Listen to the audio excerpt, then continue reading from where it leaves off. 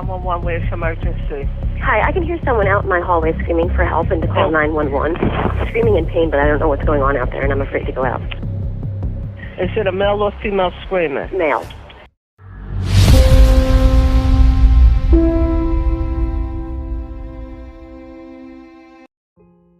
Jacob Nolan atau kerap disapa Jack merupakan putra dari pasangan Debbie dan Jim Nolan.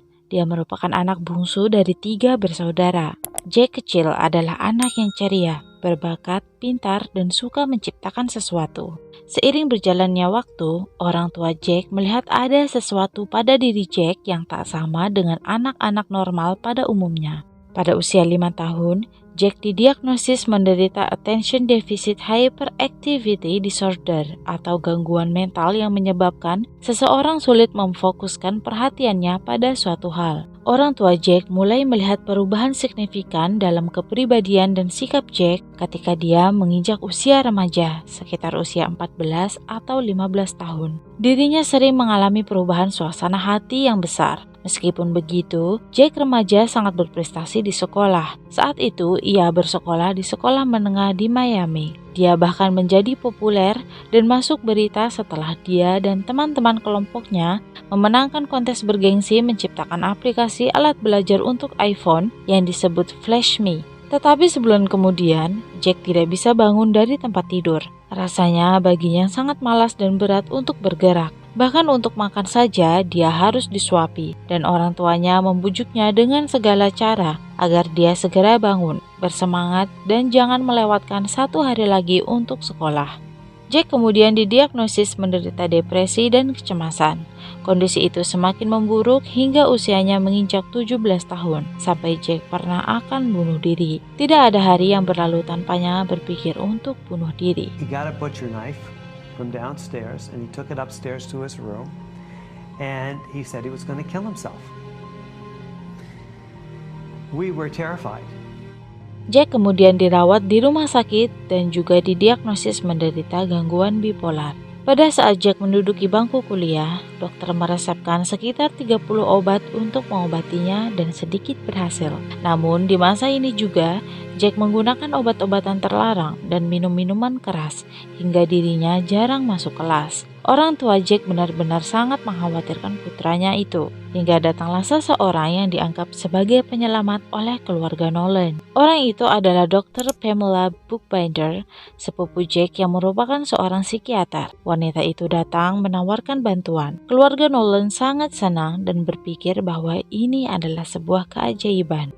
Pamela meminta Jack untuk tinggal paruh waktu dengannya di apartemennya di Manhattan. Dia akan memberikan sesi terapi dan memantau obat-obatannya. Sebagai imbalannya, dia mengusulkan agar Jack membantu merawat putranya yang saat itu berusia 4 tahun bernama Calder. Kedua orang tuanya setuju, Jack juga setuju, dan lagi pula mereka masih keluarga, di mana Pamela adalah sepupunya dan mereka sangat dekat sejak kecil. Jack percaya Pamela akan menyelamatkan hidupnya. Begitu juga dengan orang tua Jack yang mempercayakan putranya padanya dan berharap Jack lekas sembuh. Namun keputusannya untuk tinggal bersama Pamela adalah sebuah kesalahan besar. Pamela memanipulasi Jack yang saat itu berusia 20 tahun untuk menghabisi nyawa Dr. Michael Weiss yang merupakan ayah kandung Calder yang juga berprofesi sebagai psikiater.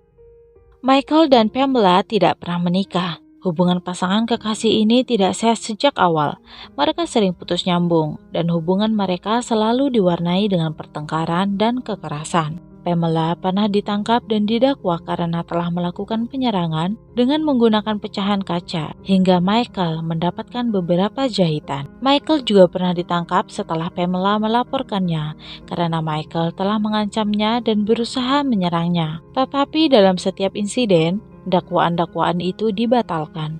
Keduanya putus setelah Calder lahir, dan pertengkaran mereka berlanjut di ruang sidang saat memperebutkan hak asuh putra mereka.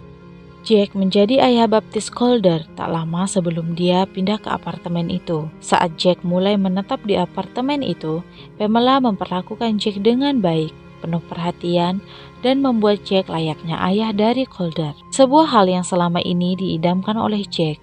menjalani hidup normal, memiliki keluarga yang bahagia, dan menjadi kepala keluarga yang sukses dan dihormati. Setiap pagi, Pamela mengundang Jack ke tempat tidurnya dan Calder untuk mengobrol dan menghabiskan waktu bersama layaknya sebuah keluarga. Tak hanya itu, Pamela juga sering mengirim pesan romantis pada Jack. Kamu adalah orang yang paling menyenangkan untuk dicintai. Kamu sangat tampan. Kamu luar biasa. Kamu brilian. Aku punya begitu banyak pemikiran tentang kamu. Dan wanita itu memanggil Jack dengan Lovey Sweet J. Pamela benar-benar tahu bagaimana cara memberikan Jack kehidupan yang dia dambakan. Meskipun begitu, mereka tidak pernah ada hubungan romantis atau seksual di antara mereka. Dan setiap hari pula, Pamela mengeluh tentang Michael dan terus berbicara buruk tentangnya, mengklaim Michael menolak untuk membayar tunjangan anak, dan Pamela sering mengatakan kalau Michael pernah melecehkan Calder. Jack sangat menyayangi Calder. Jack mempercayai perkataan Pamela meskipun tidak ada bukti yang menunjukkan Calder telah dilecehkan. Hingga pada suatu hari, Pamela merencanakan untuk membunuh Michael Weiss dan meminta Jack untuk menjadi algojonya. Entah mengapa Jack menyetujuinya dan menuruti perintah Pamela. Saat itu, dia akan melakukan apapun demi wanita itu. Pada tanggal 11 November 2012, Jack dan Pamela pergi ke Home Depot di New York City. Mereka membeli sebuah palu godam dan Pamela membayarnya dengan tunai. Dengan diiringi lagu Maxwell's Silver Hammer oleh The Beatles, dan dengan manis Pamela meminta agar Jack memukul kepala Michael dengan palu godam yang telah mereka beli dan menyiksanya sebelum membunuhnya. Suasana mesra keduanya seketika berubah saat Pamela mulai mengemas tas ransel berisi senjata. Dia mulai menangis histeris sambil memasukkan palu dan pisau ke dalam tas ransel itu. Pamela kemudian memberikan sebuah peta instruksi cara agar bisa masuk ke apartemen Michael tanpa melewati keamanan. Keesokan harinya, tanggal 12 November 2012, Jack mulai melancarkan aksinya. Dengan menggenggam peta yang digambar Pamela, dia berjalan masuk ke gedung apartemen di Manhattan tempat Michael berada. Jack masuk dan mengatakan pada petugas di sana kalau dia akan ke pusat bimbingan belajar Bright Kids dan mengisi nama di buku tamu. Gedung Bright Kids ini masih satu tempat dengan apartemen yang ditinggali Michael. Setelah selesai, dia berjalan menuju lantai 12 dan masuk di tengah sesi Michael dengan pasiennya. Jack lalu meninggalkan hunian yang juga menjadi kantor Michael dan menunggu di tangga sampai Michael selesai dengan pasiennya. Jack dan Michael pernah bertemu dan keduanya saling mengenal. Selama dia menunggu, rasa gugup dan bimbang menyelimuti dirinya. Namun dia teringat Pamela dan tak akan kembali sebelum dia berhasil membunuhnya. Setelah Michael selesai dan pasiennya telah pergi, Jack menemui Michael dan meminta beberapa formulir keuangan untuk sekolah Calder kepadanya. Hal itu dia lakukan untuk mengalihkan perhatiannya. Sementara Michael sedang mengambil formulir itu, Jack bergegas masuk ke kamar mandi untuk bersiap. Dia mengeluarkan palu godam dan memasukkan pisau ke dalam sakunya. Jack keluar dari kamar mandi dan memukul Michael dengan palu itu. Beruntung, Michael sempat menunduk sehingga palu itu tak mengenai kepalanya dan hanya mengenai bahunya. Jack kemudian mengambil pisau dari sakunya dan langsung menyerang Michael. Perkelahian terjadi di ruangan itu.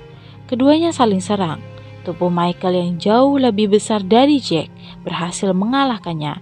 Keduanya kemudian berjalan terhuyung-huyung dan dengan suara lirih meminta tolong menyusuri lorong apartemen. Para tetangga yang mendengar keributan ini segera melaporkannya. 911, where's emergency? Hi, I can hear someone out in my hallway screaming for help and to call 911.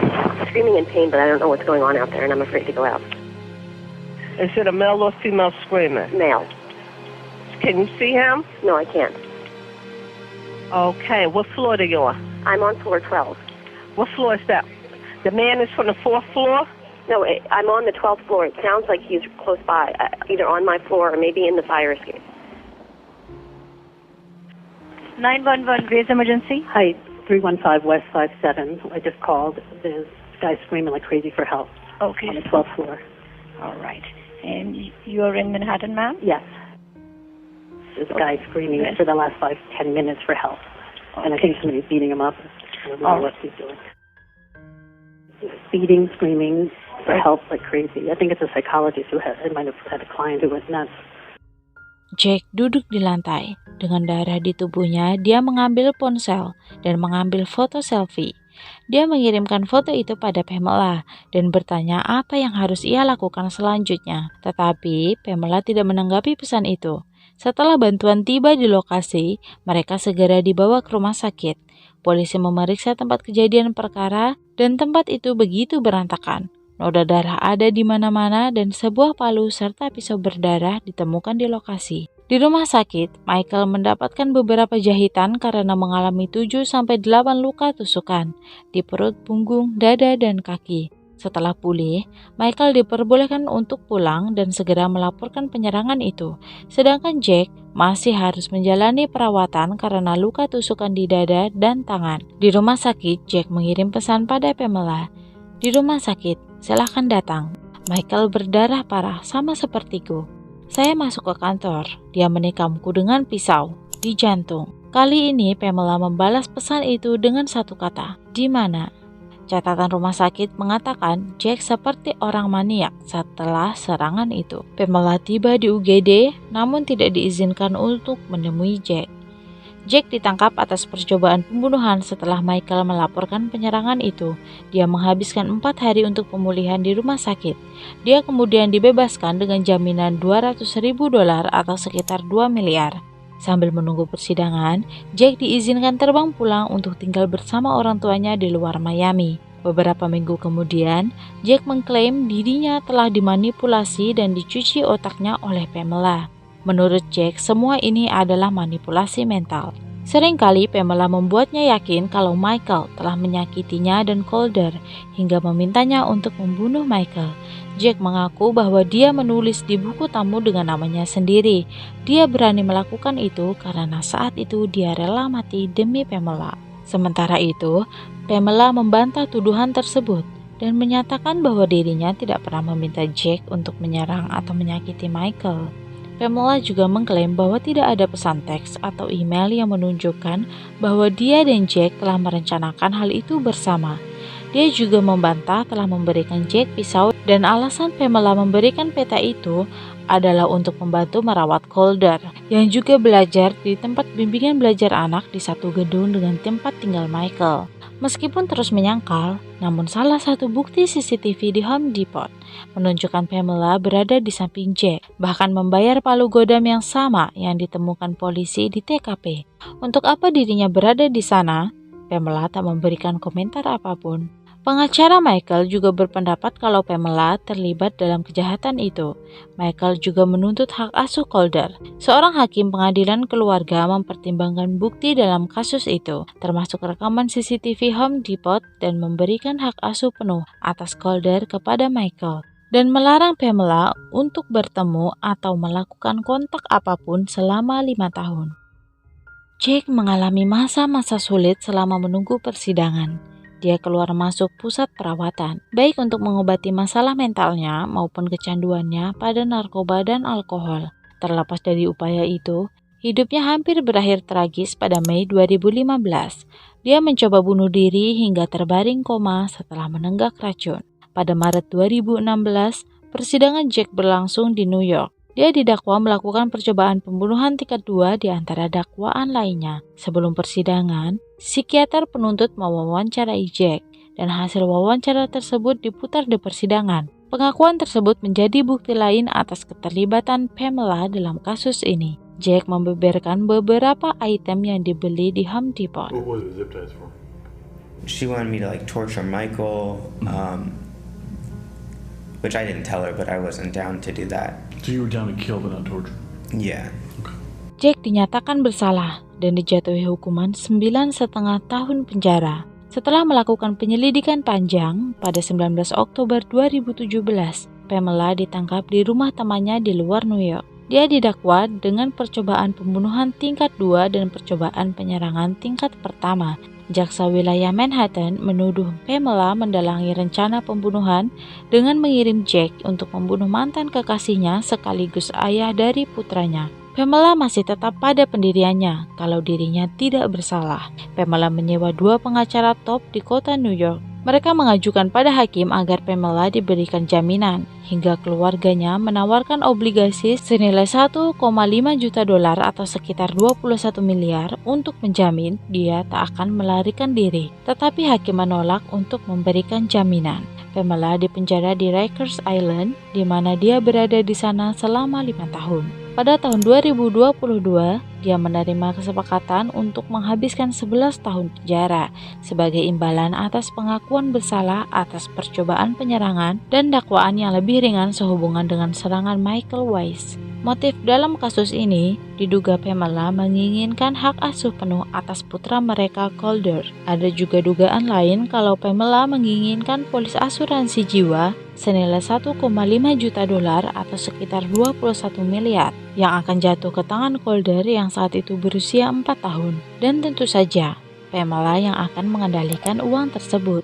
Karena 3 hari sebelum penyerangan terjadi, Michael setuju menjadikan Pamela sebagai The Police's Irrevocable Trust atau sebagai wali yang memiliki kendali atas aset yang dimiliki Michael. Perwalian ini tidak dapat diubah atau diakhiri tanpa izin dari Michael atau atas perintah pengadilan. Akibat dari peristiwa ini, Michael Weiss mengalami gangguan stres pasca trauma. Michael percaya Pamela memiliki rasa benci yang besar padanya, dan dia takut Pamela akan melakukan apapun untuk menyakitinya setelah dia bebas dari penjara. Untuk melindunginya, pengadilan kemudian mengeluarkan perintah perlindungan untuk Michael.